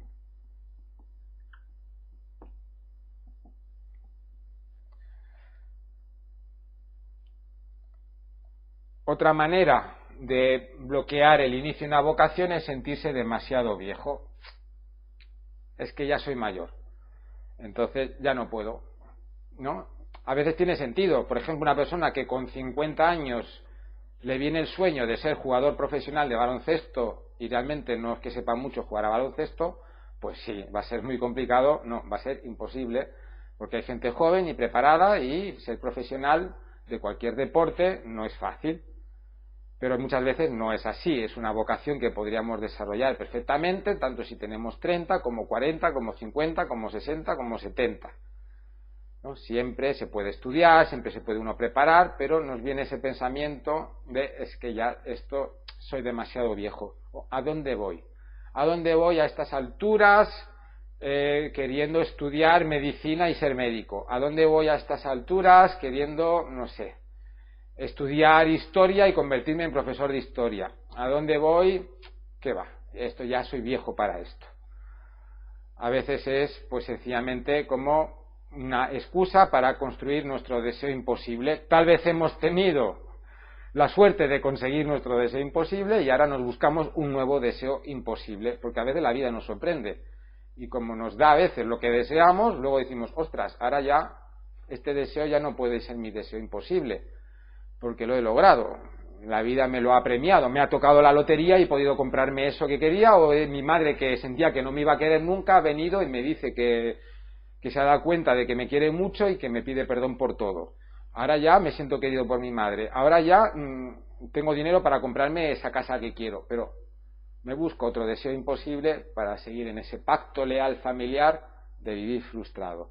Y una buena excusa es sentirse viejo para algo en que para nada uno es viejo, o aunque uno sea mayor, todavía tiene tiempo de poder desarrollar esa vocación si realmente es lo que desea y se ha convertido en su sueño. Hay personas que tienen vocaciones tardías, algunos se atreven a realizarlos y otros se bloquean con la idea de que es demasiado viejo. El octavo bloqueo, es lo que he ido comentando, es si la familia es lo primero, como me apasione demasiado en mi trabajo, como empiece una vocación, y mi vocación puede ser un negocio y los comienzos de los negocios son difíciles, o si me apasiona demasiado mi trabajo, ya no va a ser mi familia lo primero, hay un riesgo de que el trabajo sea lo primero, y tal vez fue lo que pasó con mi papá, que sentí que su trabajo era lo primero, o lo que pasó en la familia, y eso generó un drama interior, un drama familiar, de que había alguien que estaba demasiado enfocado en su trabajo y descuidó pues sus responsabilidades familiares, o simplemente no se podía contar con él en la familia. A lo mejor ganaba dinero, era un buen proveedor, pero era para lo único que servía esa persona dentro de la familia, o por lo único que se la recuerda. Sí, ganaba dinero y era generoso, pero nunca tenías tiempo de hablar con él, nunca tenías tiempo de estar con esta persona. Para eso le importaba más su trabajo que su familia, le encantaba tanto su trabajo que... Entonces, yo he visto casos de personas que tienen trauma porque su padre le encantaba tanto su trabajo que nunca se sintieron importantes para su padre. Entonces, ese es su trauma. Ojalá hubiera tenido un padre con un trabajo que no le hubiera apasionado tanto, porque así hubiera podido estar más conmigo. Entonces, eso se puede reparar impidiéndote ejercer la vocación, para asegurarte de que tu familia sea lo primero, y el trabajo es para ganar dinero, pero no para apasionarte demasiado con eso. Quien dice trabajo dice un hobby vocacional también, es como no puedo tener hobbies porque así no me voy a apasionar con mis hobbies y mi familia tiene que ser lo primero. Esto ocurre muchas veces en mujeres que sienten una gran responsabilidad por el hecho de ser madres, sus hijos son lo primero, la familia es lo primero, y a lo mejor tienen una vocación profesional, pero se sienten egoístas si deciden dedicarse tiempo a ellas mismas para estudiar, prepararse y desarrollar su vocación, y aunque su marido puede que les apoye, o aunque sus hijos puede que la apoyen, ella siente culpa, ¿no?, de que la familia tiene que ser lo primero para cualquier madre. Son creencias que a lo mejor las son muy evidentes en nosotros, o creencias que a lo mejor nosotros ni siquiera nos las creemos, pero las estamos obedeciendo. Y las estamos obedeciendo porque tal vez esa creencia era de nuestra mamá, de nuestro papá o de nuestros antepasados. Las mujeres tienen que tener a la familia como lo primero, y yo soy una mujer que deseo dedicarme a mi vocación, no considero para nada de que una mujer tenga que limitar su vocación profesional por la familia, pero me encuentro obedeciendo a esa creencia aunque no la comparta. ¿Por qué? Porque soy leal a estas mujeres y soy leal a esta creencia, y mi inconsciente puede más que mi deseo de desarrollar una vocación. Mi lealtad y mi inconsciente me tienen atrapado o atrapada. El último bloqueo a la hora de realizar la vocación sería las fantasías irrealizables. Hay personas que se permiten soñar, pero que inventan en su cabeza unos proyectos maravillosos, fantásticos, pero que son completamente irrealizables, no tienen tierra, no tienen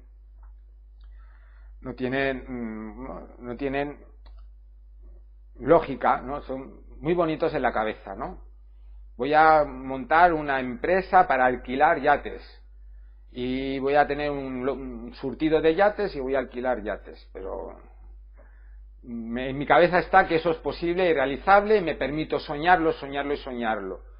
Luego, cuando voy a preguntar cuánto valen los yates y los gastos y tal, pues a lo mejor me quedo ahí, bueno, sí, algún día me tocará la lotería y podré montar esa empresa, o, bueno, no, pues me voy a inventar otro sueño irrealizable. Y entonces, ahora se me ha ocurrido que quiero montar una cadena de restaurantes. No un restaurante, no, una cadena de restaurantes directamente. ¿No? Es como querer meter el segundo gol antes de meter el primero. Entonces así no meto ningún gol. Siempre estoy en esa fase en que tengo proyectos muy buenos, ideas muy buenas, pero claro, todo el mundo me dice que estoy loco con esas ideas. A veces es porque sencillamente para ellos son los que están bloqueándome, y a veces es que no, es que tengo que reconocer que tengo el listón demasiado alto y que son vocaciones ficticias. Simplemente me gusta soñar, me gusta vivir en modo sueño, porque a lo mejor soñando cosas imposibles, me distraigo de los duelos y las tristezas que no he podido procesar, de no sentirme querido por mis padres o mis hermanos, de un divorcio que no he superado, de no conseguir el amor de mi vida, o de cualquier trauma o cualquier pérdida que no he podido cerrar en mi corazón a través de un proceso sanador. Entonces estos serían los bloqueos, que muchos tienen que ver con el trabajo, porque una vocación pues tiene relación con el trabajo, respecto a ni siquiera poder comenzar la vocación.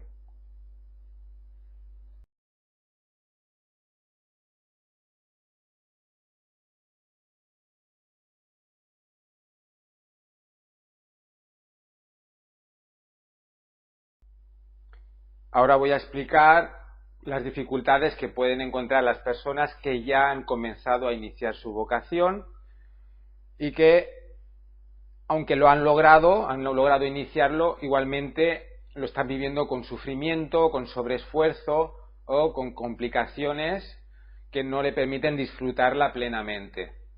El conflicto más típico sería no ganar suficiente dinero, ¿no? Estoy trabajando de lo que me gusta, lo he conseguido, pero gano muy poco dinero, estoy constantemente con temor a no poder pagar las facturas, no poder pagar los gastos, me faltan más clientes si es un negocio, o no es rentable, yo esperaba que fuera más rentable, o sencillamente sí, mi vocación es muy bonita, pero no es una vocación rentable para las necesidades del mercado actual, entonces es falta de dinero, no se gana suficiente dinero y entonces eso genera una angustia y un malestar.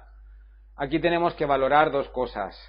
Puede ser que realmente tenga una conexión el bloqueo con el dinero y la vocación, o pueden ser dos cosas diferentes. Tenemos que analizar esta persona, antes de ejercer su vocación, cómo vivía su relación con el dinero. Si antes tenía otros trabajos que no eran su vocación, pero nunca tuvo problemas económicos, no ha sido una constante en su vida, pues ahí hay algo. Ahí hay algo en que realizar su vocación se conecta con una especie de mandato de tener que vivir con carencias económicas. Y si no es así, que siempre ha tenido un bloqueo con el dinero, trabaje de lo que trabaje, tanto si es su vocación como si no, pues ahí no tenemos que estudiarlo desde la vocación, vamos directamente a ver qué te pasa a ti con el dinero, qué le está pasando a esta persona con el dinero, qué lealtades familiares hay en juego, le falta la fuerza de la vida a través de la madre, o tiene conflictos con duelos que no ha realizado y tiene que vivir en modo superviviente, como he comentado antes. Entonces tenemos que valorar. En estos casos en los que yo ganaba bien dinero, yo estaba bien, pero en el momento en que me atrevo a lanzar mi vocación, con mi vocación no puedo, y a lo mejor tengo que dejar mi vocación para volver a trabajar de lo que no me gusta por el tema del dinero, pues ahí hay como que esa persona ha tenido la fuerza para empezar, pero le está faltando la fuerza para consolidarlo. ¿Y de dónde viene esa fuerza para consolidar nuestros proyectos, para consolidar nuestros sueños? Esa fuerza viene de tomar a nuestros padres y de sanar nuestro vínculo con ellos. Muy especialmente, como estamos ya entrando en tema de vocación, con papá, pero también puede que venga de mamá, porque están papá y mamá muy conectados, como he comentado al principio del vídeo. Entonces, tomar a los padres. Puede ser que esa persona sí ha tenido la fuerza para iniciar su vocación, pero hay un duelo que no hay procesado, hay una tristeza interior y sería peligroso que le fuera demasiado bien, porque a veces cuando mejor estamos en nuestra vida, más tranquilos estamos económicamente, cuando menos conflictos tenemos, los duelos se abalanzan para nosotros, empezamos a sentir tristezas extrañas, apatías, malestares, angustias, generamos síntomas, generamos enfermedad. ¿Cómo puede ser? Bueno, pues que, claro, a lo mejor ahora me lo puedo permitir porque económicamente estoy bien, no tengo la angustia de que o la pena de no poder ejercer mi vocación, pero me acuerdo mucho de mi papá y que lo echo mucho de menos, o me acuerdo mucho de mi mamá, o resulta que tengo un hermano que murió y no pude nunca cerrar el duelo porque tuve que estar más pendiente de las tristezas de mis padres y del resto de mis hermanos que de mi propia tristeza. Entonces los fantasmas de los duelos vienen y aparecen especialmente cuando estamos más tranquilos, porque es cuando nos lo podemos permitir. Si yo tengo apuros económicos, no me puedo permitir sentir la tristeza de lo que sea, porque tengo que sobrevivir. Entonces, muchas veces, vale, sí, he conseguido mi vocación, pero me mantengo con poco dinero por miedo a los duelos. Los duelos están ahí, tal vez son cosas que yo creo que ya tengo superadas porque ya pasó mucho tiempo, pero que va, no lo lloré lo suficiente, o pueden haber traumas que no he resuelto, y me vienen flashes ahora que estoy bien, me vienen unos flashes extraños de situaciones que me pasaron en la infancia. Yo creía que todo esto ya estaba más que sanado y curado. Entonces muchas veces bueno, como ahora ya no tengo la frustración de no poder ejercer la vocación, pues provoco una nueva frustración, que es, pues ahora no gano suficiente dinero y tenemos que revisar el pasado. Y luego lo que he ido comentando anteriormente, sacrificios que a lo mejor por apasionarme tanto en mi vocación, pues mi familia se resiente, mi vida social y mis amistades se resienten, ya no estoy disponible para ellos, puede que me lo reprochen, me digan, mira, desde que trabajas de lo tuyo, como que ya no tienes tiempo para nada más, aquí no te vemos el pelo, parece que ya te has olvidado de nosotros. A veces directamente los amigos y la familia te lo reprocha, y a veces no te lo reprocha, incluso te animan y están contentos por ti, pero igualmente sientes una especie de culpabilidad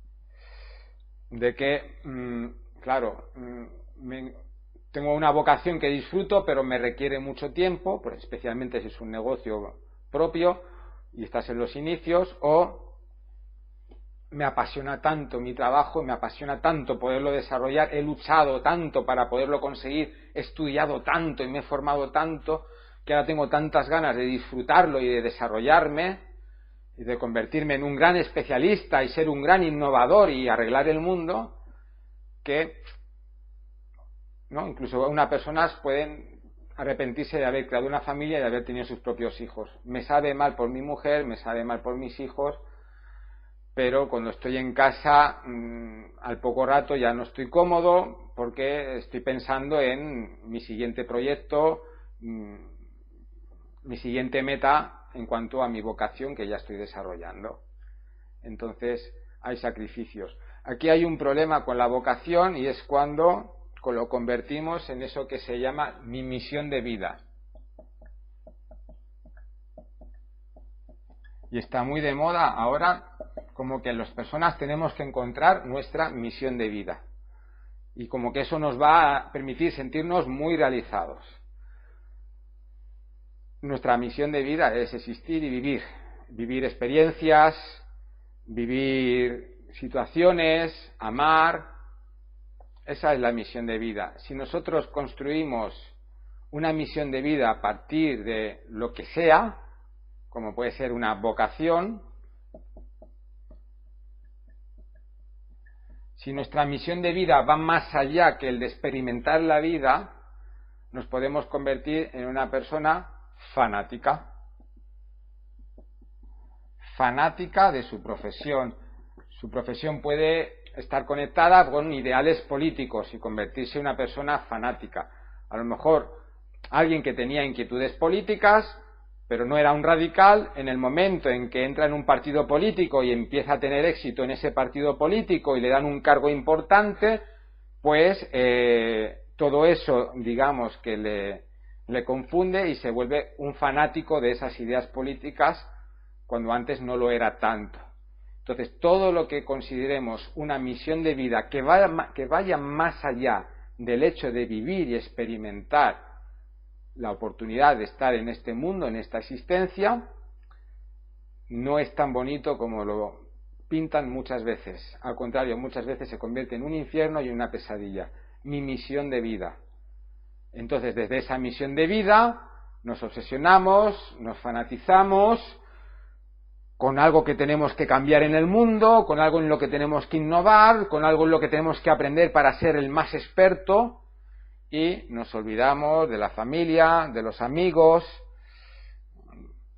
y creemos que eso es lo mejor que nos puede pasar y simplemente nos hemos vuelto un fanático. Sí, estaremos muy apasionados con eso que hacemos, pero es puro fanatismo.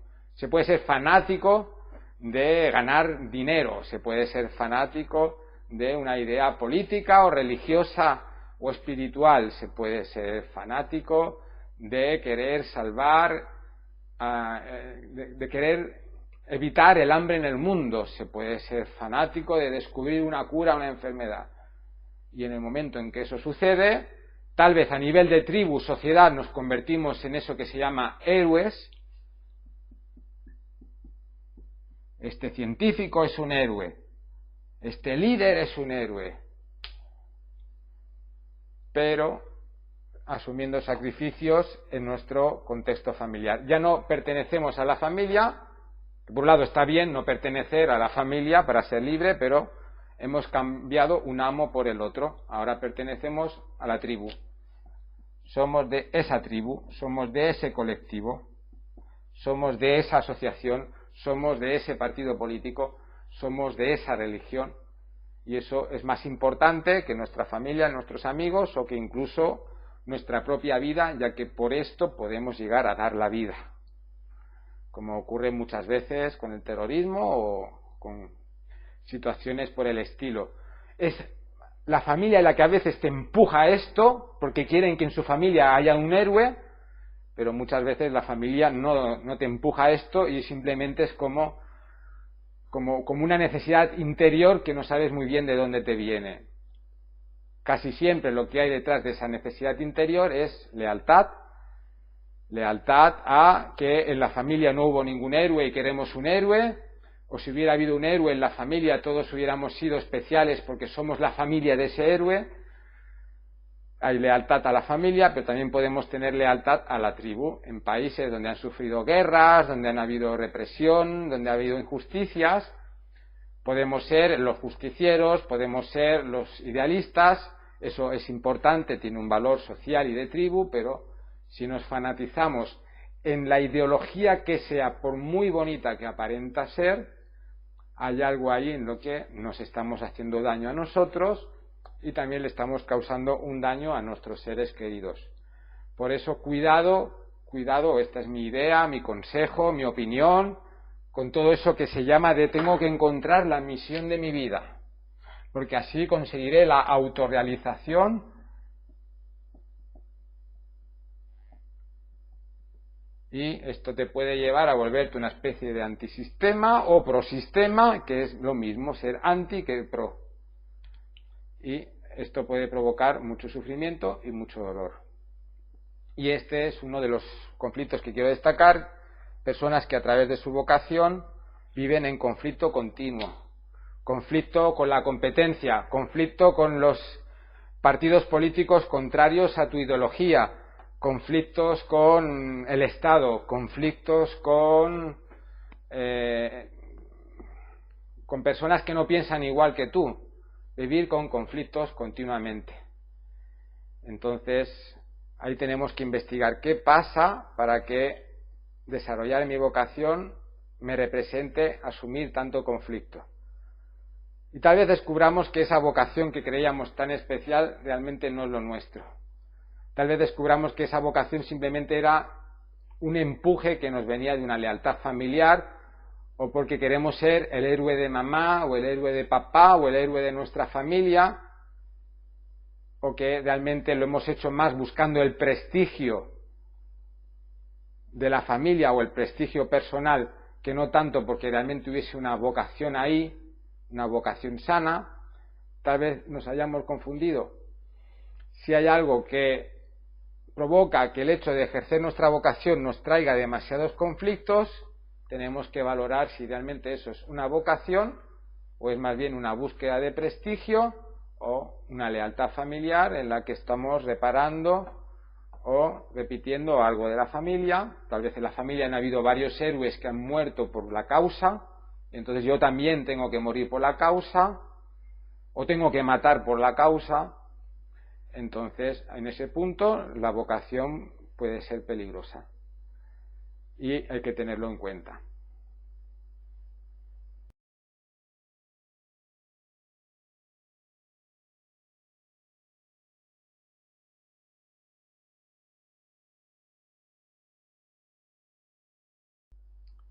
A continuación os voy a proponer unos ejercicios que os pueden ayudar para concienciar lo que puede estar bloqueando respecto al trabajo, la vocación, y desde esa conciencia muchas veces ya va a ser suficiente para que nos sanemos y podamos desbloquearnos, y otras veces, como mínimo, sabremos qué es lo que necesitamos resolver en nosotros si queremos pues ser más felices ejerciendo el trabajo, ejerciendo la vocación.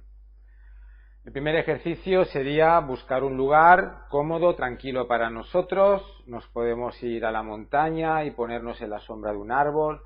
Lo podemos hacer en nuestra casa, en nuestra habitación. Un lugar donde sepamos que no vamos a ser interrumpidos, que vamos a estar con nosotros mismos y que vamos a estar cómodos sin cosas que nos distraigan. Podemos empezar haciendo una pequeña relajación o meditación, respirando, conectando con nuestro cuerpo, y cuando nos sintamos ya conectados con nosotros, con nuestra respiración, lo que vamos a hacer a continuación es simplemente hacernos preguntas. Estas preguntas las podemos traer preparadas, escritas en una hoja, en un papel, o podemos improvisar, incluso añadir preguntas improvisadas según nos vaya surgiendo.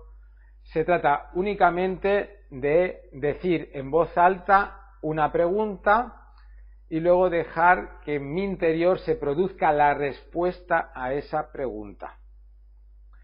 Ejemplo de preguntas que podéis realizar. Por ejemplo, mi conflicto es que tengo una mala relación con mi jefe, con un cliente, con un empleado, con un compañero, con quien sea. La pregunta que podemos hacernos es: ¿a qué vínculo se parece mi relación con este empleado, mi relación con este jefe, mi relación con este compañero? O sea, ¿a qué vínculo de mi familia se parece? Puede ser que se parezca a un vínculo actual y me dé cuenta de que me está pasando lo mismo con este compañero de trabajo que con mi hermano o con mi hermana, o puede que la respuesta sea que esto que me está pasando con mi jefe se parece a la relación que tuve yo de niño con mi papá o con mi mamá o con un abuelo que estuvo muy presente en mi vida, ¿no? Entonces, ¿a qué vínculo familiar se parece mi relación con cualquier persona que tenga que ver con mi trabajo o con la ejecución de mi vocación? Entonces estaré descubriendo qué estoy proyectando yo en esa persona o por qué estoy atrayendo yo que esa persona juegue ese papel en mi vida, juegue ese rol en mi vida. Otra pregunta que podemos hacernos es: ¿qué tristeza o qué rabia oculto sería la situación conflictiva que estemos viviendo?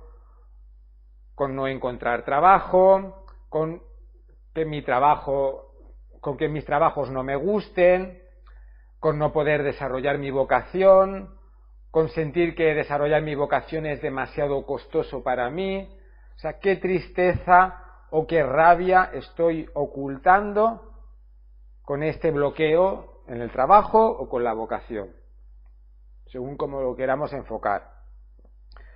Puede ser que descubra que tengo un duelo que aún no he cerrado, todavía no he sanado pues mi tristeza por la muerte de un familiar. Puede ser que me venga imágenes del divorcio de los padres, puede ser que me venga pues una pérdida personal que yo haya tenido con un amigo de la infancia o con otro familiar, ¿no? ¿Con qué? Si es pérdida o rabia, seguramente que detrás de ello hay una pérdida o frustración que tiene que ver con mi pasado. Podría preguntar también qué tristeza o qué rabia reparo o repito con esta situación. Esta pregunta es más complicada. Si no tenéis mucha práctica con el trabajo de lealtades familiares os puede costar, o si no tenéis información de la familia. Lo ideal ya sería poneros en manos de un profesional y constelarlo o trabajarlo terapéuticamente. Pero podéis probar, porque tal vez os venga imagen, os resuene, os venga una palabra, una idea que os pueda orientaros, ¿no?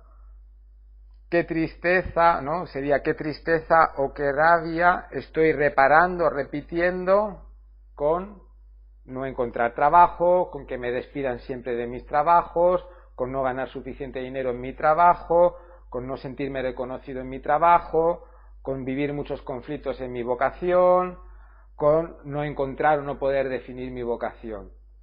Para descubrir qué duelo o qué pérdida me está quitando energías para poder ser más feliz y fluir en mi trabajo y en mi vocación. Otra pregunta que podéis realizar es ¿en qué trabajo me pasó lo mismo? También puede ser en qué grupo de amigos me pasó lo mismo. ¿En qué momento en mi vida me pasó lo mismo que me está pasando ahora en mi trabajo?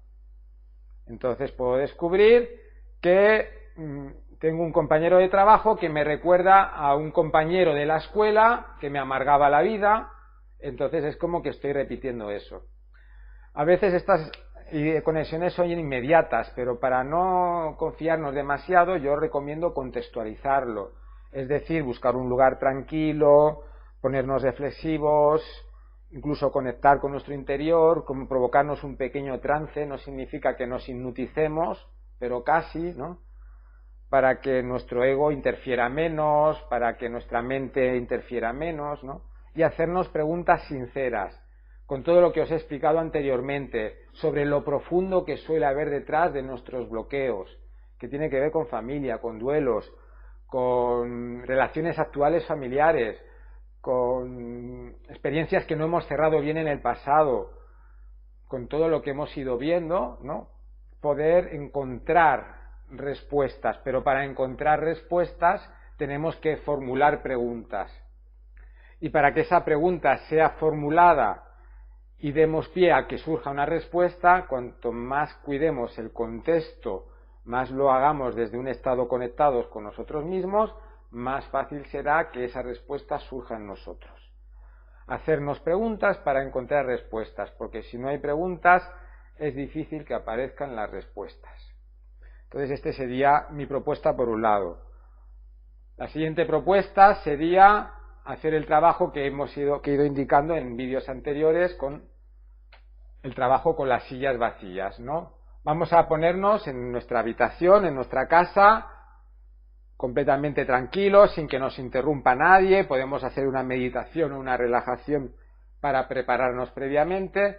Ponemos dos sillas, una enfrente de la otra. En esta silla que me va a representar a mí, me sentaré. Y en la silla de enfrente, que está vacía, imagino que hay alguien simbólico que representa mi trabajo. Es como si mi trabajo se pudiera personificar para que haya un ser humano que me escuche y me responda. O mi vocación, depende de lo que quiera trabajar, se pueda personificar, se pueda convertir como una especie de humano que pueda escucharme y responderme. Entonces comenzaré a hablar con mi trabajo como si me pudiera contestar y comenzaré a hablar con mi vocación como si me pudiera contestar. Lo primero sería como presentarse.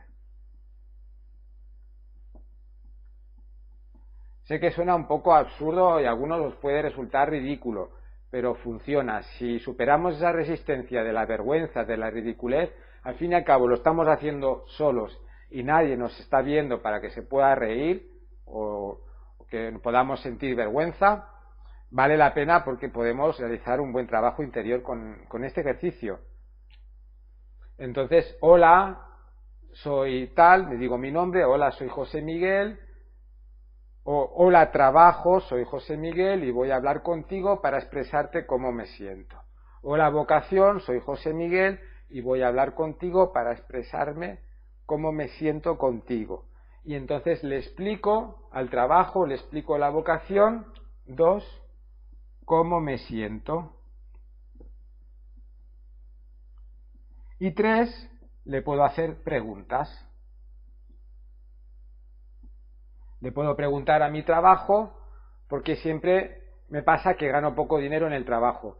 Le puedo preguntar a mi trabajo por qué siempre estoy con esa sensación de que no me reconocen. Le puedo preguntar a mi trabajo por qué siempre mis horarios son tan complicados. ¿No? Como hacer las preguntas. Cuando me haya presentado, haya explicado lo que siento y haya hecho las preguntas, me levanto y me siento en la silla del trabajo y la vocación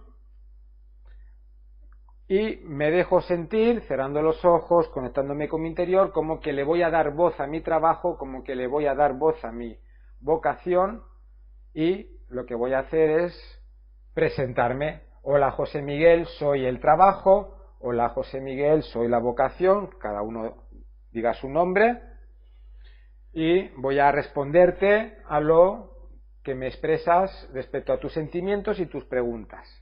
No importa exactamente qué palabras utilicéis, pero sí como hacer una introducción desde la presentación. Os dejáis sentir, puede que sientáis sensaciones corporales, puede que vengan imágenes y sobre todo puede que venga un discurso en el que respondéis, habláis, expresáis desde el otro lugar. Cuando se haya hablado o expresado, nos volvemos a sentar aquí porque a lo mejor tenemos que reformular preguntas o tenemos que seguir esta dialéctica, este diálogo. Es un diálogo. Y esto nos va a dar información, incluso nos puede ayudar a expresar sentimientos que tenemos contenidos. Puede ser que nos venga llanto, puede ser que nos venga rabia, como una liberación emocional y claridad y conciencia profunda sobre lo que estamos experimentando. Esta sería la idea. Si tenemos conflictos con personas concretas en nuestro trabajo, como pueda ser pues, un jefe, un compañero, un socio, un cliente, podemos hacer este mismo ejercicio imaginando que tenemos una conversación con nuestro jefe. Decimos, pues hola jefe, o hola, como se llame el jefe, soy tal, y voy a hablar contigo de cómo me siento, y luego le hago preguntas. Hola compañero, soy tal, y voy a expresarte cómo me siento contigo, y luego haré preguntas. O socio, el cliente, o proveedor, o quien sea. Luego haremos el siguiente paso, que será ponernos aquí. Si nos conectamos bien, si cerramos los ojos, para poder integrar, ¿no? Para poder conectar con nuestro interior, aparece el campo, que es como una información que nos supera a nosotros mismos, desde el cual, cuando nos sentamos en esta silla y respondamos, podremos sentirnos como se siente nuestro jefe con nosotros, o cómo se siente el compañero, o el socio, o el cliente. Sería un poco para conocer qué le está pasando a esa persona con nosotros, o por qué esa persona es así, y cuando tengamos esta mirada va a ser más fácil que luego podamos mejorar nuestra relación con esta persona, porque habremos sabido ponernos en su piel, o como mínimo para tener más comprensión de lo que está ocurriendo en esta relación con ese compañero, con ese trabajo, con ese compañero, con ese socio, con ese cliente, o con ese jefe, o con ese empleado, dependiendo de con quién estemos en conflicto o con quien tengamos una relación difícil. Este ejercicio nos puede ayudar a descargar emoción y sobre todo a tomar conciencia. Puede que con esto ya sea suficiente para desbloquearnos y que mejore nuestra situación, o puede que igualmente, aunque hagamos estos ejercicios, decidamos ponernos en manos de un profesional que nos acompañe, o que hagamos una constelación, ¿no? Para ir más allá de lo que a lo mejor hemos podido ir por nosotros mismos autotrabajándonos. Entonces es una ayuda que podéis utilizar, ¿no? Es un trabajo de introspección personal, haciéndome preguntas y permitiendo que las respuestas surjan de mí como desde un lugar más profundo que no desde mi ego, desde mi mente, y el trabajo con las sillas. Si una persona se siente insegura haciendo estos ejercicios, pues puede decir, es que no sé si me lo estoy inventando, si no sé qué, si me digo lo que quiero oír, tal y cual. Bueno, el ego está, las resistencias están, las inseguridades están, las dudas están. Si confiamos en este ejercicio, si nos entregamos a este ejercicio, lo vamos a poder sentir desde un lugar muy profundo. Entonces es como que habrán señales corporales que nos ayudarán o nos indicarán que esto trasciende nuestro ego. Lo sentiremos como una paz interior, sentiremos como una liberación, sentiremos como que algo nos cuadra, y si igualmente esas inseguridades, esas dudas nos superan, pues siempre podemos ponernos en manos de un profesional y que nos acompañe. Perder no perdemos nada, y pueden ser 2 ejercicios muy interesantes que nos den respuestas, que nos permitan concienciar cosas que tenemos en ciego, que no sabemos vernos, o incluso permitir una liberación emocional y desahogarnos y generar un autoconsuelo en nuestro propio dolor, porque a lo mejor eso es lo que estamos necesitando más ahora, poder llorar, poder patalear y darnos un consuelo a nosotros mismos con esos sentimientos, sin autojuzgarnos o autorreprocharnos. Y esto es todo lo que os quería explicar en este vídeo, o en estos vídeos, porque seguramente lo dividiré en 2. Muchísimas gracias por vuestra atención y nos vemos en otra ocasión.